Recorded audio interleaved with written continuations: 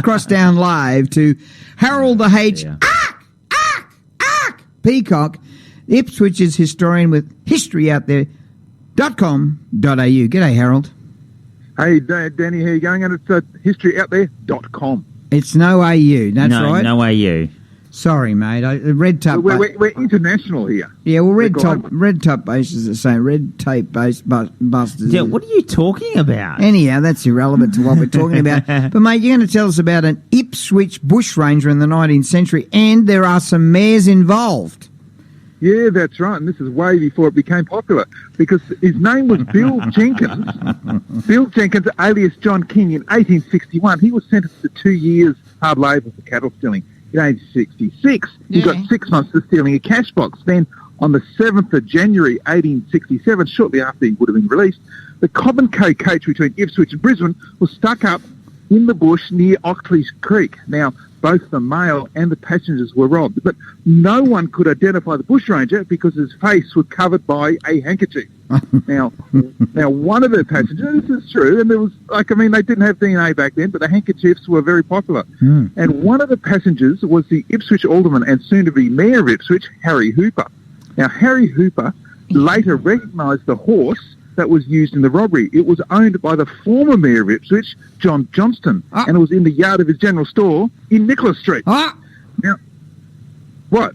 I'm getting excited. But anyway, Johnston was excited he was concerned because he said that the horse had gone missing about the time of the robbery and was brought back innocently by his son. Now, Hooper reported this to the police, but neither the former mayor, John Johnston, nor his son, it seems, were ever under suspicion because a witness was found who would swear that he had seen Jenkins riding the horse in Ipswich on the night of the robbery. Now, the horse was the only evidence. Now, it was a huge stroke of luck for Jenkins because the horse was stolen from the Ipswich Police Yard on East Street and disappeared. Get out. Yeah, and that was the only piece of evidence. But what had actually happened was that the police in Brisbane knew that the case against Jenkins was highly circumstantial. Right. And so they arranged for the horse to be stolen, hoping to flush Jenkins out of hiding. Now, that ploy, it eventually worked. It took 1.5 years, but Jenkins did turn up in Ipswich again, and he was promptly arrested. Right. And the missing horse reappeared for the trial. Yeah. Now, Jenkins defended himself, but prosecuting was Queensland's #1 law officer, the Attorney General himself, Ratcliffe Pring. Now, the jury retired, and after less than 5 minutes, returned to say that Jenkins was guilty.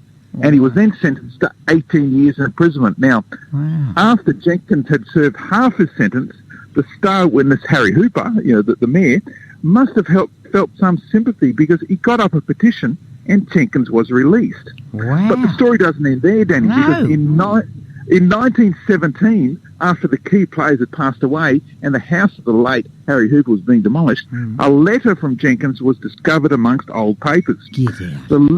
The letter referred to an amount of money to cover Hooper's loss in the 1867 robbery, and that the writer had held the deepest gratitude for the help that he'd received when most in need. So the letter was not a confession, but just a sincere thanks. What? So maybe Bill Jenkins wasn't guilty after all, and maybe the Ipswich mayor Harry Hooper felt regret for having convicted him so circumstantially, and perhaps the Ipswich mayor John Johnston, who owned that horse, might have known more than he let on. Well, but, go on. Yeah, look, we'll never know, but official records show that Bill Jenkins was indeed Ipswich's own bushranger, and it happened 3 years before Captain Thunderbolt came to town, and more than a decade before even Ned Kelly's reign of terror began. Get out. So Ipswich and Ipswich mayors were trailblazers in the bushranger saga. Even in the last decade. But I was told that the horse that Bill Jenkins was riding, that the horse in question, they interviewed that horse and said to the horse, did you have Bill Jenkins on your back and those robberies? And the horse said, nay. Yeah, well, he just had said that with a long face. And, that white horse walked into a pub and asked for a beer, and the bartender says, they named a Scotch whiskey after you? And the horse replied, what, Eric? All right.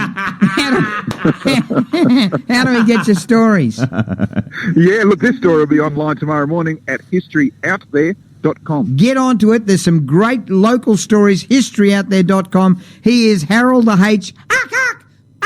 Peacock on West Bremer Radio. It's 8:19.